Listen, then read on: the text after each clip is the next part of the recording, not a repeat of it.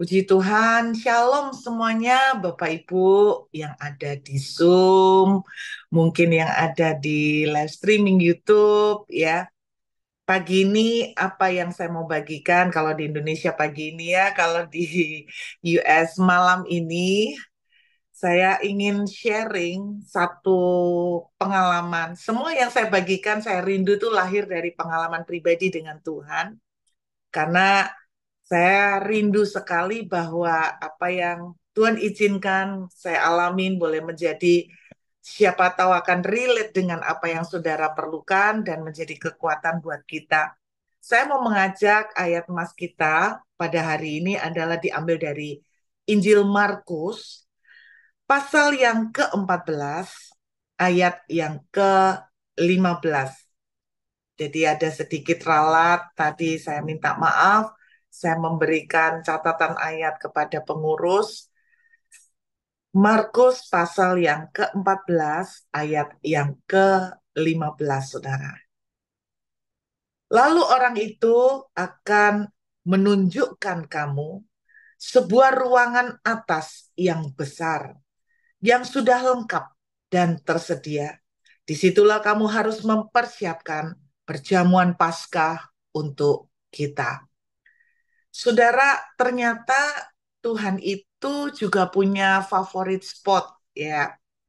Jadi saya percaya ada tempat-tempat yang kita itu sukain, tempat-tempat yang menjadi tempat-tempat favorit buat setiap kita. Mungkin tempat-tempat favorit itu adalah sebuah tempat yang sederhana, mungkin di ruang belajar, mungkin di juga ruangan doa kita, mungkin di kamar tidur, ya, atau mungkin di ruang makan. Nah, ternyata Tuhan itu juga mempunyai satu ruangan favorit yang saya menyebutnya adalah upper room. Ya, ruangan favoritnya Tuhan adalah ruangan upper room. Sebetulnya sejak di perjanjian lama, kita juga bisa menemukan loh Tuhan itu ternyata punya yang saya bilang itu secret place, secret chamber, ruangan khusus, ruangan privacy, ruangan rahasia. Nah, kalau di perjanjian lama, kita bisa temukan itu dari kitab Keluaran, saudara. Saudara tandai dulu Injil Markus, kita akan menuju ke kitab Keluaran, pasal yang ke-33. Di perjanjian lama, ternyata Tuhan itu punya istilahnya tempat privacy, secret chamber. Nah, namanya secret chamber, saya percaya itu nggak sembarang orang istilahnya. Nggak sembarang orang, bukan tempat pasaran di mana orang rame-rame diajak ke sana. Kita akan melihat mulai dari ayat yang ke-21 sampai dengan ayat 23 dari Keluaran 33, saudara. Berfirmanlah Tuhan, ada suatu tempat dekatku. Amazing banget. Ternyata tempat rahasianya Tuhan pasti dekat dengan dia. Berarti privacy banget. Spesial, khusus. Ini kalau saya menyebutnya VVIP. Di mana engkau dapat berdiri di atas gunung batu. Apabila kemuliaanku lewat, maka aku akan menemukan engkau dalam lekuk gunung itu. Dan aku akan menudungi engkau dengan tanganku sampai aku berjalan lewat. Kemudian aku akan menarik tanganku dan kau akan melihat belakangku, tetapi wajahku tidak akan kelihatan. Jadi kalau kita bisa melihat dari kitab Keluaran 33, Tuhan juga punya secret place, ruangan rahasia. Nah, hari ini kenapa saya rindu banget untuk membagikan tentang upper room? Karena upper room ini, semua yang ada di Alkitab tidak ada yang kebetulan, Bapak Ibu Saudara. Bahkan tempat, lokasi, nama, termasuk tanaman, tidak ada satupun yang tidak punya makna. Beberapa waktu yang lalu, bahkan saya sempat membahas tentang ulat. Ulat yang dipakai di dalam Alkitab adalah ulat kirmisi, saudara. Ternyata semuanya connect, semuanya terhubung, semua punya arti yang dalam sekali. Kalau Anda perhatikan mengenai upper room, dalam perjanjian baru, Tuhan Yesus itu sangat suka sekali, cukup sering membawa murid-muridnya. Jadi bukan rame-rame, saudara. Membawa murid-muridnya. Jadi kalau kita melihat lingkar yang ada di sekeliling Yesus, itu ada lingkaran dalam, ada lingkaran yang tambah lama, tambah keluar, tambah besar. Nah, Yesus seringkali membawa murid-murid yang masuk dalam lingkar dalam ini ke tempat yang namanya ruangan atas ini, saudara. Ada beberapa hal yang Yesus sering lakukan di ruang atas. Salah satunya, saudara pernah tahu bahwa disitulah ada perjamuan terakhir. Yesus melakukan perjamuan terakhir bersama murid-muridnya di sana. Yesus kemudian melakukan beberapa aktivitas seperti membasuh kaki para murid. Itu juga di upper room. Bahkan di dalam kisah para rasul juga kita bisa menemukan bahwa murid-murid itu berkumpul, bertekun dengan sehati di ruangan atas. Saya ingat cerita di Perjanjian Lama lagi tentang seorang janda yang menyediakan ruangan khusus untuk hamba-hamba Tuhan, khusus untuk para nabi, yaitu di ruangan atas. Jadi ini punya makna yang spesial, saudara. Yang menariknya kita melihat dari Injil Markus tadi, saudara. Satu hal yang kita perlu lihat, ruangan atas ini di dalam Injil Markus pasal 14 ayat 15 dituliskan begini. Ciri khas secara fisik ya, secara fisik. Di dalam ayat 15 dituliskan begini. Orang itu waktu Yesus menyuruh orang untuk menyiapkan tempat buat perjamuan Paskah, buat acara Paskah. Jadi rupanya ruangan atas ini juga sering dipakai oleh Yesus untuk melakukan apa istilahnya perjamuan Paskah. Nah, di situ dituliskan begini. Dia akan menunjukkan kepada kamu sebuah ruangan atas yang besar. Anda perhatikan ciri-ciri dari ruangan atas. Kelihatannya secara fisik. Apa koneksinya secara rohani? Tapi ini punya makna yang luar biasa, saudara. Ruangan atas yang besar, yang sudah lengkap dan tersedia. Jadi saudara di ruangan ini, istilahnya saudara dan saya tinggal masuk, karena semua sudah ada di sana. Bukan cuman lengkap dan tersedia, tapi juga besar. Jadi Anda bisa melihat ukurannya besar, kualitasnya komplit, semuanya apa yang diperlukan ada di sana. Tangkap dengan iman percaya Bapak Ibu. Di upper room, di ruangan atas, ada kapasitas yang sangat besar. Di ruangan atas, semuanya tersedia. Apa yang mereka perlukan sudah ada. Di ruangan atas, semuanya sudah lengkap.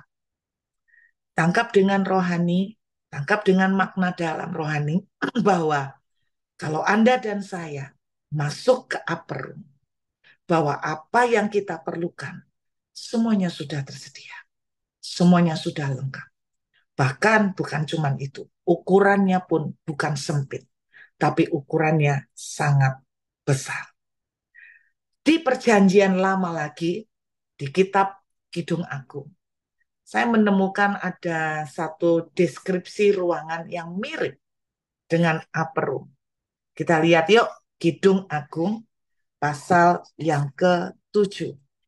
Kidung Agung pasal yang ke-7, ayat yang ke-12. Sampai dengan ayat yang ke-13. Dalam Kidung Agung pasal 7 ini mempelai laki-laki di ayat-ayat ini mengajak kepada mempelai perempuan. Saudara, kita mengaminkan bahwa mempelai laki-laki adalah Tuhan Yesus.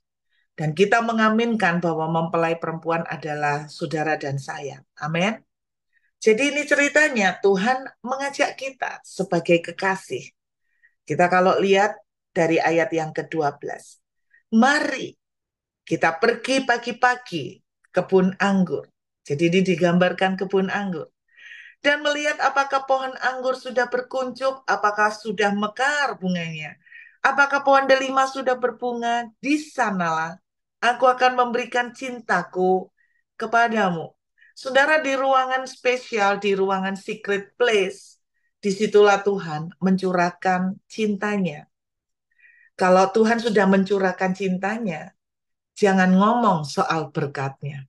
Kalau cintanya sudah diberikan, kata orang, kalau cinta sudah berbicara, apalagi yang akan ditahan?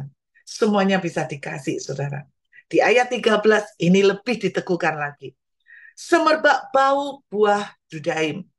Saya seringkali berkali-kali sharing tentang buah dudaim. Kalau ada cerita tentang buah dudaim adalah ketika Lea dan Rahel itu bersaing untuk hamil, saudara. Satu kali Ruben, anak pertama dari Lea, pulang dari ladang membawa buah dudaim. Lalu kemudian Rahel melihat dan Rahel berkata begini, kasih ke saya dong buah dudaimnya. Nanti saya izinkan papa kamu malam ini tidur sama mama kamu. Jadi transaksinya pakai buah dudaim. Kenapa Rahel sampai menginginkan buah dudaim? Karena ternyata buah dudaim itu buah yang sangat berfungsi untuk manjur sekali untuk penyubur. Jadi untuk orang-orang supaya top chair nih ceritanya untuk hamil. Jadi buah dudaim itu bicara tentang buah berkat sebetulnya. Kenapa? Untuk menghancurkan semua yang namanya kemandulan. Nah, Anda lihat dekat pintu kita, dekat pintu kita. Nah, ini digambarkan sebagai ruangan loh. Walaupun di ayat 12, saudara melihat, mari kita pergi pagi-pagi ke kebun anggur. Saya membayangkan gini, kebun ini bukan ruangan kan. Kebun ini kan lebih berbicara tentang outdoor. Tetapi kalau Anda lihat di ayat 13, kebun ini dianggap, dipandang oleh Tuhan seperti sebuah room, sebuah ruangan. Dan menurut saya inilah upper room juga. Inilah ruangan atas, ruangan VVIP, secret chamber. Buah dudaim dekat pintu kita ada berbagai buah yang lesat. Saudara perhatikan, berbagai, berarti aneka macam. Saya teringat Markus tadi, semuanya tersedia dan lengkap, berbagai macam buah. Yang telah lama dan yang baru saja dipetik. Jadi sudah ada yang dari lama-lama sudah disiapin sama Tuhan, sama kekasihnya. Sudah lama disiapin. Saya yakin begini, banyak dari apa yang Bapak Ibu doakan, itu sebetulnya sudah lama sudah disiapin Tuhan. Tapi kenapa Bu, kok nggak nyampe-nyampe? Nah ini yang kita akan membahas pada hari ini tentang upper room, saudara. Buah yang lama dan yang baru saja dipetik, itu telah kusimpan. Bagi siapa saudara? Bagi kekasihnya, yaitu saudara dan saya. Jadi benar dalam Injil Markus dikatakan bahwa ruangan ini lengkap. Ruangan ini semuanya sudah tersedia. Dan di dalam ruangan ini bukan cuman lengkap dan tersedia, tapi kalau ruangannya 1 kali 1 meter atau cuman tidak sampai 1 meter kan berarti kecil tuh, storage-nya kan sempit sekali. Tapi Alkitab menuliskan ruangan ini besar. Dan Yesus suka sekali mengajak VVIP membernya ke sana, lingkar dalamnya ke sana. Saudara, artinya begini, kalau saudara dan saya masuk ke dalam upper room, maka apa yang terjadi? Apa yang kita perlukan, semuanya ada di sana. Apa yang kita butuhkan, Tuhan menyediakan semuanya. Bahkan dalam porsi yang besar dari apa yang kita minta. Makanya saya ingat ayat yang mengatakan begini, bagi dia yang dapat melakukan jauh lebih besar, jauh lebih banyak dari apa yang kita minta, dari apa yang kita doakan. Ketika kita masuk ke upper room, disitulah kapasitas kita. Segala yang kita terbatas, disitulah diperbesar. Di upper room, disitulah semuanya yang bahkan kita perlukan, bahkan yang masih belum terfikir, yang masih akan ke depan kita perlukan, sudah lengkap semuanya. Nah, pertanyaannya adalah begini, berbicara apakah Ibu Ruth upper room itu? Saya mau mengajak kita membuka Kisah Para Rasul. Kisah Para Rasul, pasal yang pertama. Jadi di Kisah Para Rasul, kita melihat lagi murid-murid Yesus masih melanjutkan tradisi yang Yesus lakukan, yaitu mereka sering memakai ruangan atas yang sama. Satu lagi peristiwa yang juga saudara tahu, ruangan atas ini adalah tempat di mana pencurahan Roh Kudus Pentakosta terjadi. Breakthrough yang luar biasa, Roh Kudus diutus kepada kita semuanya terjadi di Upper Room. Anda bayangkan, jadi di Upper Room ini disinilah Roh Kudus berinteraksi, disinilah Roh Kudus bermanifestasi, disinilah demonstrasi kuasa-kuasa Tuhan terjadi. Seringkali disitulah yang terjadi. Kisah Rasul pasal 1. Kita akan melihat di ayat yang ke-14 ya. Kisah Rasul pasal 1 ayat yang ke-14.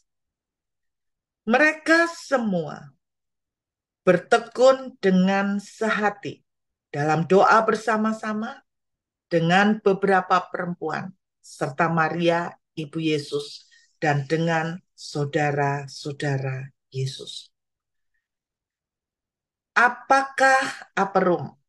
Mungkin orang bilang upper room adalah tempat keintiman. Pasti dong, namanya juga privacy, namanya juga cuman lingkar dalam yang di-invite, yang diundang, pasti dong ada privacy. Pasti dong ada meeting yang dekat, ada kedekatan di dalam. Tetapi satu yang saya mau bagikan pada hari ini adalah upper room ada sesuatu makna yang lebih dalam dari eh, sekedar sebuah keintiman. Di upper room ini ada yang namanya murid-murid itu selama sekian hari menanti-nantikan Tuhan. Saudara, saya tidak pernah membayangkan bagaimana ketika Tuhan yang begitu selama ini mereka gantungin, kemudian terangkat ke surga. Ada banyak gejolak emosi yang terjadi di kalangan murid-murid karena mereka merasa bahwa Mesias yang mereka tunggu sekali lagi meninggalkan mereka. Saya tidak bisa membayangkan gejolak emosi yang ada di dalam hati mereka. Mereka mungkin berpikir bagaimana ke depan. Ketika Yesus datang, mereka seperti mendapatkan pengharapan. Tapi ketika Yesus mati, mereka sempat down. Dan ketika Yesus muncul lagi selama beberapa hari bersama mereka, mereka excited kembali merasa ada harapan baru. Tapi ketika Yesus naik lagi ke surga, mereka merasa down lagi. Saudara pernah nggak sih dalam hidup Bapak Ibu itu up down, up down. Kadang saudara mulai seperti kayak apa ya ada harapan baru. Tapi kemudian nggak lama Anda merasa PHP. Anda merasa di PHP.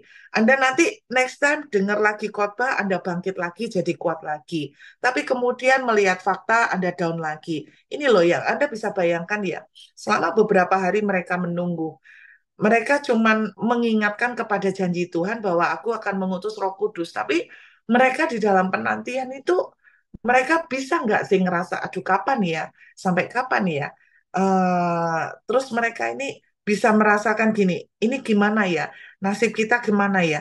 Tuhan mau kirim Roh Kudus itu kapan ya? Saudara, menurut saya, apa yang saya tangkap gini, pada waktu Tuhan menjanjikan akan mengutus Roh Kudus yang akan menemani mereka, Tuhan tidak pernah ngomong gini, kamu tungguin 40 hari. Kamu tungguin 10 hari. Tuhan tidak pernah ngomong. Yang Tuhan bilang, nantikanlah sebab aku akan mengutus Roh Kudus yang akan menyertai kamu sampai selama-lamanya. Jadi mereka nggak ada time frame. Mereka nggak ada deadline waktu. Bukankah ini yang sulit? Karena Tuhan itu tidak pernah memberikan kita petunjuk kapan waktunya dia akan melawat, kapan waktunya dia akan menjawab doa. Ini yang sulit. Menurut saya, upper room adalah berbicara tentang ruangan tunggu. Upper room bicara tentang ruangan penantian. Tetapi saya mau katakan ada sesuatu yang lebih dalam di dalam yang namanya pekerjaan menunggu. Saudara tidak akan bisa bertahan tinggal di upper room. Saudara tidak akan pernah bisa tahan tinggal di ruangan penantian. Kalau saudara tidak punya yang saya bilang berbesar hati dan rendah hati untuk belajar mempercayai Tuhan. Saudara orang tidak akan tahan yang namanya menanti-nantikan. Saudara tidak akan gampang-gampang nunggu sampai kapan. Tuhan janji anak saya dapat jodoh, tapi sampai hari ini misalnya belum dapat. Saudara akan akan mulai down. Aduh, umur tambah, umur bertambah. Tapi kok belum ada tanda-tanda, belum ada titik pengharapan kelihatan. Saudara, yang saya bilang, orang bisa aja masuk ke ruang tunggu, tapi berapa lama dia stay di sana, itu yang sangat signifikan.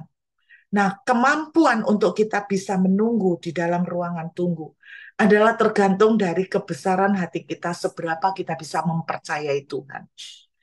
Jadi menurut saya, upper room itu bukan sekedar sebuah keintiman. Saudara bisa mengkamuflase, saudara bisa mempoles keintiman dengan fisik. Saudara datang berdoa setiap hari, saudara baca Alkitab, tapi semua sebuah rutinitas. Tapi seberapa lama orang bisa bertahan di dalam upper room, itu tergantung seberapa saudara mempercayai Tuhan. Mungkin saya akan sharing supaya bisa memberikan gambaran pada Bapak Ibu bagaimana aplikasinya dalam kehidupan sehari-hari. Sekitar 2 atau 3 bulan lalu, saya lupa persisnya.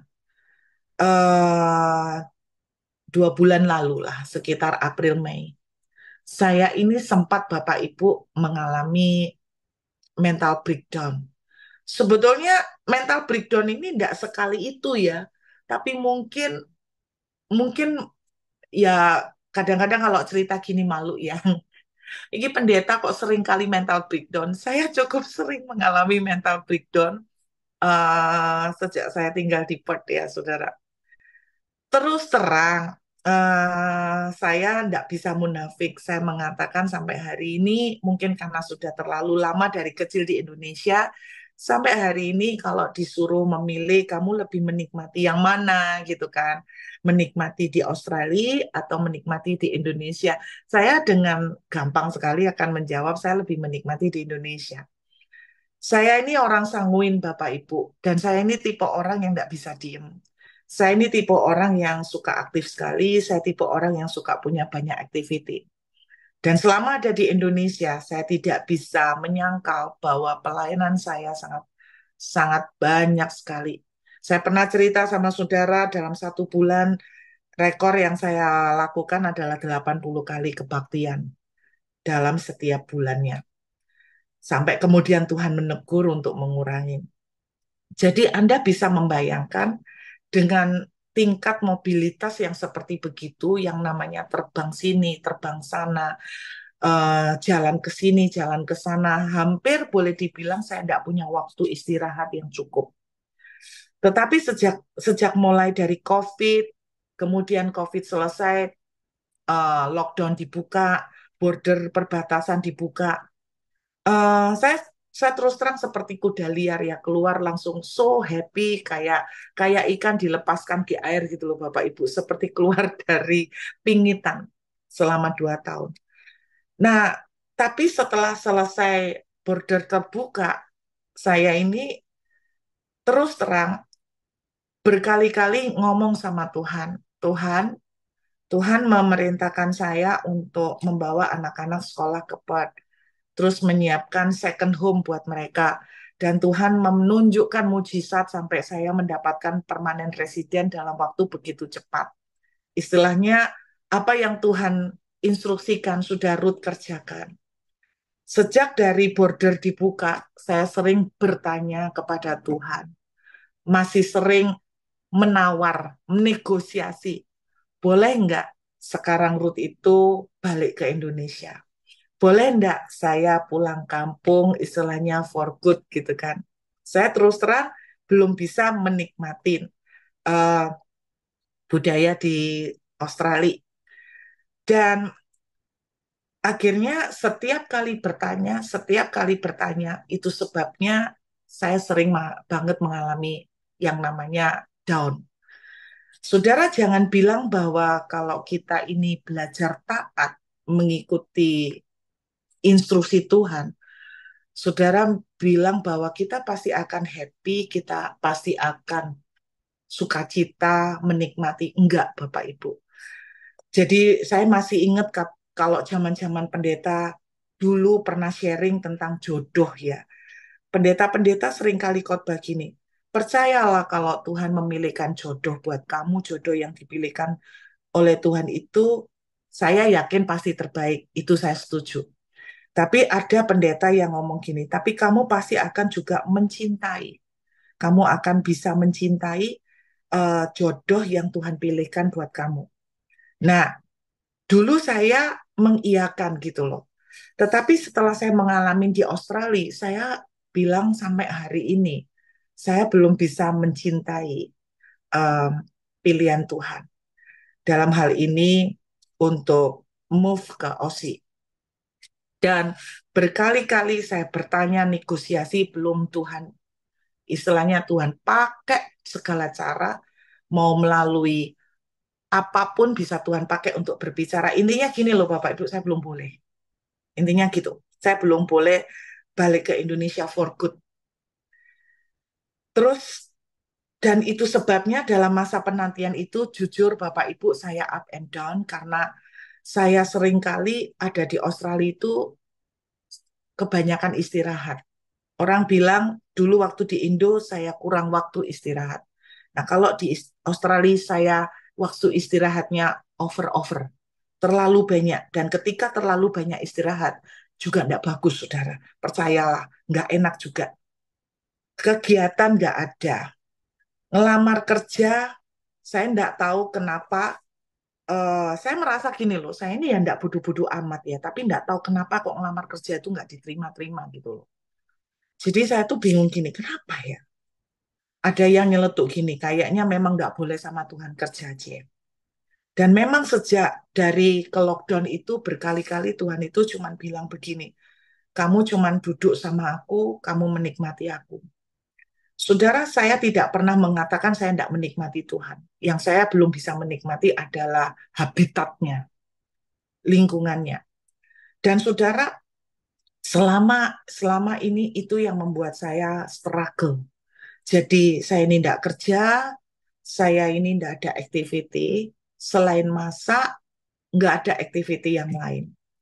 Ketika 2 tahun di masa COVID, saya sempat jujur iri ketika ngelihat pendeta-pendeta itu sibuk bikin program online, sibuk Zoom, sorry bukan Zoom, sibuk TikTok, sibuk Instagraman, dan saya mulai mengikuti jejak mereka. Ayo bikin bikin Bu, fokus di medsos, gini fokus. Dan ketika mau fokus, ini kasus saya ya Bapak Ibu, nggak bisa dipukul rata. Dan waktu mau sibuk bikin seperti itu, Tuhan itu cuma ngomong begini, waktu aku mengutus Elia tinggal di tepi sungai Kerit, Elia itu tidak pernah sibuk medsosan. Elia tidak pernah sibuk bikin konten YouTube. Elia tidak pernah sibuk bikin promo-promo seperti itu. Saya nih, saya merasa, aduh Tuhan kok memiliter saya sampai segitunya ya. Itu yang terjadi Bapak Ibu. Singkatnya, itulah struggle saya selama selama di Perth, Bapak Ibu. Saya bersyukur, saya tidak pernah menyesali dan saya kalau kalau suami saya bilang gini, "Ah, percuma dong kita akhirnya dapat PR dan sebagainya di sini." Saya tidak pernah menyesali itu dan saya merasakan mendapatkan permanent resident itu adalah sebuah anugerah yang betul-betul saya sangat bersyukur karenanya. Karena tidak gampang untuk mendapatkan permanent resident. Tapi masalahnya kenganggurannya itu loh Bapak Ibu yang saya tuh tidak tahan. Ketika Tuhan mengajarkan tentang upper room, saudara, saya terus terang, saya kadang-kadang iri. Aduh, aku lihat pendeta ini, hamba Tuhan ini sudah terbang kemana-mana ya. Aduh, sudah sampai begini ya, sudah sampai gini, dia bikin begini, dia bikin begini. Sedang aku mah Burut, kok ndak bikin gini, kok ndak bikin apa-apa, kok nyantai. Bahkan kemarin salah satu teman bilang, iya C, selama 4 tahun ini kalau saya lihat nama CC itu jadi surut. Saya sampai, oh iya, iya karena CC seperti seperti CC itu apa ya, masuk di dalam pertapaan gitu, saudara. Jadi sementara hamba-hamba Tuhan lain itu ngejos gitu loh, ngejos, wah banter-banteran, saudara. Jadi saudara, eh, itu yang sempat saya rasakan, itu yang sempat saya rasakan. Kira-kira bulan Mei, kumat lagi nih Bapak Ibu ceritanya mental breakdown tuh kumat lagi bulan Mei. Bulan Mei itu kumatnya banget. Saya tuh nangis, saudara. Tuhan itu mengajarin saya tentang upper room. Tuhan itu bilang begini, kamu lihat di upper room. Di upper room itu apa yang terjadi? Aku sudah menyediakan semua apa yang kamu perlukan. Aku sudah menyediakan semuanya apa yang kamu perlukan. Lalu saya balik, jawab gini sama Tuhan. Tuhan, di upper room, di tempat penantian, di mana saya belajar untuk menyerahkan semuanya kepada Tuhan. Belajar mempercayai Tuhan untuk memimpin perjalanan hidup saya. Belajar untuk nurut sama Tuhan. Belajar untuk surrender sama Tuhan. Belajar untuk menantikan Tuhan yang bekerja dengan caranya. Bukan saya yang potong kompas, saya yang ngatur-ngatur sendiri, pulang-pulang sendiri, ngatur sendiri. Belajar untuk benar-benar trust sama Tuhan. Saya melihat, Tuhan, Engkau memang sudah menyediakan. Tapi terus terang, saya belum menikmatinya. Terus terang, apa yang saya rindukan, saya belum menerimanya. Tiba-tiba, saudara, ayat yang tadi kita baca dari kitab Keluaran, pasal 33, baru beberapa minggu yang lalu, ayat ini tiba-tiba menjadi sebuah pemahaman yang hidup melalui seorang teman di Jakarta, ya. Pada waktu pada waktu dia sharing mengenai ayat ini, mata saya jadi terbuka, Bapak Ibu. Keluaran pasal yang ke-33, kita lihat kembali. Saya bilang, Tuhan, oke, di upper room semua sudah tersedia. Tapi sampai hari ini saya belum melihat yang namanya besar. Saya belum melihat yang namanya lengkap. Saya belum melihat menikmati itu semua. Yang saya rasakan saat ini, saya tuh seperti Kisah Rasul 1 ayat 14, di mana saya cuman duduk menanti-nantikan Tuhan, Tuhan mau bawa kemana, Tuhan mau apa. Jadi saya cuma nurut aja sepertinya. Bapak Ibu, Anda ngerasa nggak sih kalau Anda ada di posisi di mana doa saudara kayak belum dijawab, breakthrough yang nggak terjadi, kayak vakum gitu loh Bapak Ibu, kayak suasananya tuh blank gitu loh. Itu loh yang saya saat ini, yang pada waktu itu sempat saya rasakan. Lalu di dalam Keluaran 33 ayat yang ke-22. Kalau saudara lihat, ini ini satu teman dari Jakarta beberapa minggu yang lalu tiba-tiba sharing ini dan saya tercelik, saudara. Saya bilang, ini padahal saya khotbahkan tentang upper room, secret place-nya Tuhan. Ini loh, ayat ke-22 sama 23 ini yang saya kaget ketika dia sharing. Apabila kemuliaanku lewat, maka aku akan menempatkan engkau dalam lekuk gunung itu. Dan aku akan menudungi engkau dengan tanganku sampai aku berjalan lewat. Ayat 23 mengatakan begini, kemudian aku akan menarik tanganku dan engkau akan melihat belakangku, tetapi wajahku tidak kelihatan. Saudara ngerasa nggak wajah Tuhan nggak kelihatan? Kalau doa-doa kan kadang-kadang bentuk puitisnya tuh gini, jangan memalingkan wajahmu daripada aku, kan gitu toh. Jadi kalau kita berbicara tentang wajah Tuhan ini, kita lebih berbicara tentang demonstrasi yang real. Demonstrasi mujizat, demonstrasi pertolongan Tuhan, demonstrasi kuasa Tuhan yang nyata gitu loh. Nah, ini belum saya lihat gitu loh. Jadi saya ini dalam dalam fase kisah satu di mana nanti-nantikan gitu loh. Kira kudusnya datang kapan? Ini saya belum melihat demonstrasi Pentakosta, kan gitu ceritanya gitu. Nah, ayat 23 ada kata-kata yang teman saya sharing yang saya kaget. Engkau akan melihat belakangku. Jadi gini, kita nggak bisa melihat wajah Tuhan. Kita melihat cuma belakangnya. Saya baru tercelik, apa maksudnya? Kita tidak melihat demonstrasinya, belum. Tapi ini yang Tuhan katakan. Engkau melihat belakangku. Saudara tahu artinya kalau kita melihat belakangnya Tuhan. Berarti kan Tuhan ada di depan. Betul kan? Berarti Tuhan ada di depan. Kalau kalau kita melihat belakangnya Tuhan kan berarti Tuhan jalannya di depan. Tiba-tiba ayat ini itu menjadi satu pewahyuan yang baru bahwa gini. Kamu belum melihat demonstrasi mujizatku. Tapi satu yang pasti, aku sudah jalan di depan kamu. Berarti apa? Aku cuma minta kamu percaya. Kalau aku sudah jalan di depanmu, berarti semuanya itu aku sudah atur. Walaupun jalan kamu belum ngerti, Semua itu aku sudah atur terbagus buat kamu. Untuk cuman melihat belakang, Bapak Ibu rasakan deh kalau Anda berjalan cuman melihat punggungnya orang di depan saudara. Ntar, kalau Anda berjalan ngelihat punggungnya orang, coba Anda bayangkan punggungnya orang itu gede banget, besar. Tuhan itu kan besar. Nah, saudara tuh kecil. Saya pernah loh Bapak Ibu misalnya antri masuk ke sebuah ruangan, terus yang di depan saya gede badannya. Saya tuh cuma lihat, saya cuma lihat punggungnya dia, nggak kelihatan di depan. Saudara tahu artinya?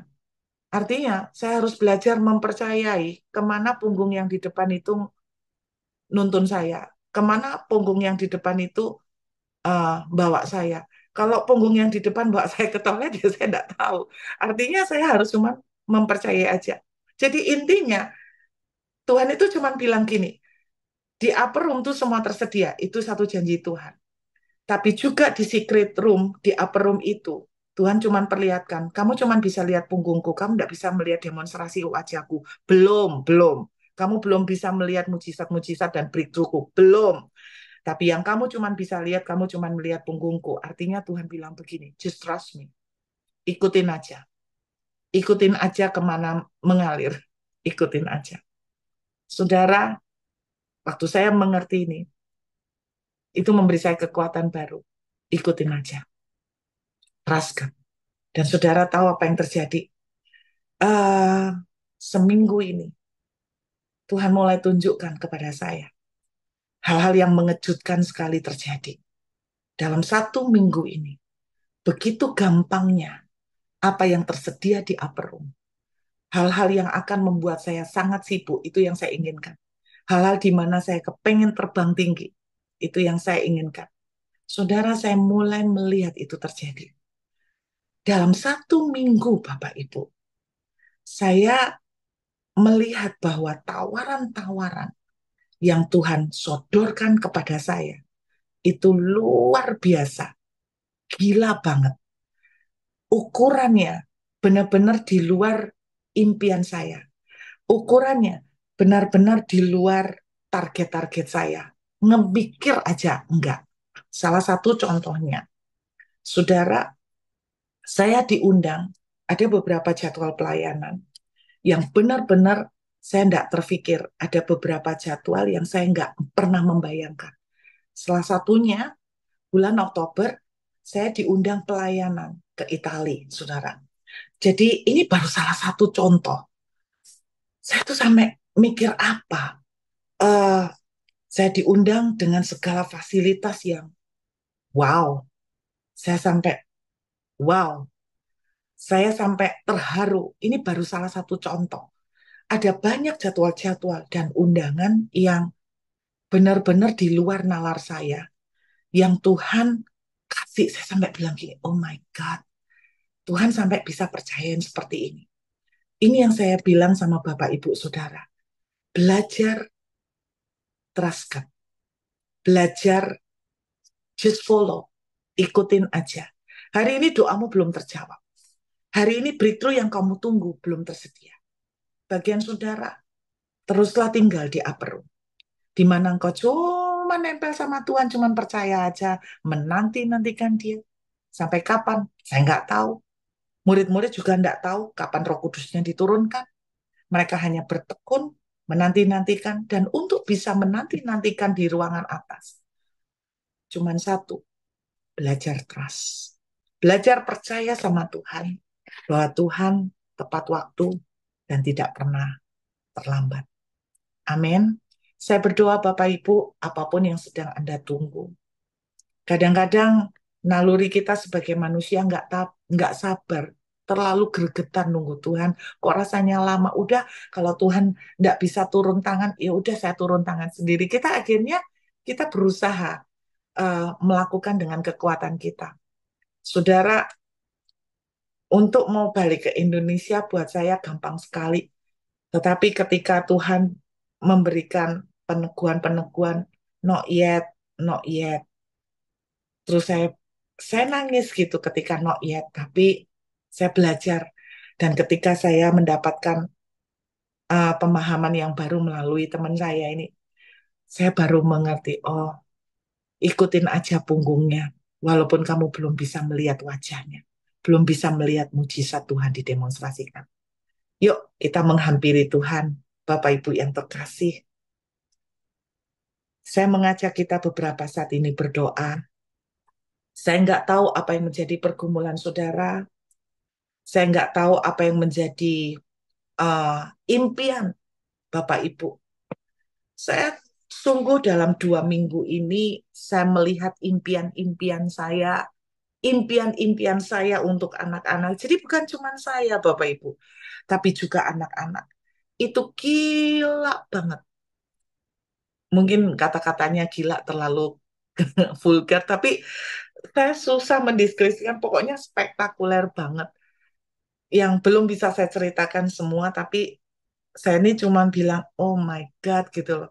Ketika Tuhan itu benar-benar kita trust, punggungnya ngikutin aja, buat Tuhan untuk membawa kita mengalami breakthrough, membawa kita terbang tinggi dengan kemudahan yang luar biasa, itu benar-benar mudah, perkara yang sangat sepele. Yuk kita sama-sama berdoa, Bapak Ibu. Terima kasih Tuhan Yesus, terima kasih Bapak. Kami mengucap syukur. Bapak, malam hari ini, Engkau melihat setiap hamba-hambamu, baik yang ada di Zoom, maupun yang ada di YouTube, Tuhan. Aku berdoa Bapa, biarlah hamba-hambamu yang hadir ini, apapun yang sedang mereka tunggu, mereka percaya di dalam ruangan penantian, di saat mereka cuma bisa menangis dengan Tuhan, di saat cuma mereka bisa bersekutu dalam air mata dengan Tuhan. Namun satu hal yang Tuhan mau berbicara pada malam ini, beri kami kemampuan untuk trust, beri kemampuan untuk kami mempercayai Tuhan. Dan kami yakin Tuhan, saat kami mempercayai Tuhan, Tuhan, Engkau akan bekerja bahkan di luar nalar kami. Terima kasih Bapak. Hamba memberkati semua anak-anak. Saya cuma melihat beberapa nama Bapak Ibu. Saya melihat ada nama, saya nggak tahu apakah mungkin di YouTube, saya melihat nama Sela. Entah lengkapnya apa, pokoknya ada Sela. Saya melihat nama ini. Tuhan cuma mau bilang, apapun yang terjadi yang menimpa engkau, yang kau merasa engkau sangat terluka, engkau merasa sangat susah hatimu, tetapi ketahuilah, Tuhan katakan kepadamu, trust me. Jangan melakukan dengan tindakanmu sendiri. Jangan berusaha untuk membela dengan kekuatanmu. Percayai aku, sebab aku tahu kemana aku menuntun engkau. Dan aku tahu bagaimana cara mengangkat engkau. Engkau akan melihat bahwa lebih dari yang kamu bayangkan. Aku akan membuat segala sesuatunya dipercepat. Saya melihat ada seseorang yang sedang bergumul untuk meminta keturunan. Saya melihat rahim dijamah oleh Tuhan. Dimanapun engkau, saya melihat rahim dijamah oleh Tuhan. Saya melihat ada seorang figur anak muda laki-laki. Saya melihat sedang dalam perjuangan untuk karir di pemerintahan. Saya nggak tahu, tapi ini di perusahaan government atau gimana. Dan saya melihat tangan Tuhan akan mengangkat anak muda ini. Nggak tahu di kemiliteran atau ke government, saya cuma melihat itu. Tuhan akan mengangkat, Tuhan akan membuka jalan, memperlebar jalan yang akan engkau lewati. Saya juga melihat yang bernama Hana. Saya tidak tahu, tetapi engkau sedang berdoa untuk salah satu anggota keluargamu. Saya melihat karena doamu seperti Hana, doamu. Ada Samuel yang akan dimunculkan oleh Tuhan di tengah keluargamu. Samuel yang dipromosikan, Samuel yang diurapi, Samuel yang diangkat dalam kemuliaan oleh Tuhan. Terima kasih Bapak. Engkau memberkati Bapak Yongki dan Ibu. Sebagai hambamu yang kau percaya. Aku terlalu yakin Tuhan. Hamba terlalu percaya bahwa setiap perkataan janji Tuhan, ya dan amin. Hamba yakin BMC New York akan semakin di bawah Tuhan terbang. Apa yang Tuhan janjikan, semua yang Tuhan janjikan, tidak ada yang gagal. Semua akan dilaksanakan. Bersiaplah untuk salah seorang anak Bapak akan mendapatkan kepercayaan, bukan dalam rohani, tapi di dalam pekerjaan. Akan mendapatkan kepercayaan yang jauh lebih dari yang dia harapkan. Terima kasih Bapa. Hamba mengucap syukur. Hamba kembalikan segala hormat kemuliaan bagi Engkau. Dan biarlah semua anak-anak Tuhan yang hadir pada saat ini. Tuhan berkat-Mu, berkat dari surga yang terbaik, berlimpah-limpah atas kami semua. Dari hari ini dan sampai selama-lamanya. Di dalam nama Tuhan Yesus, haleluya, amin.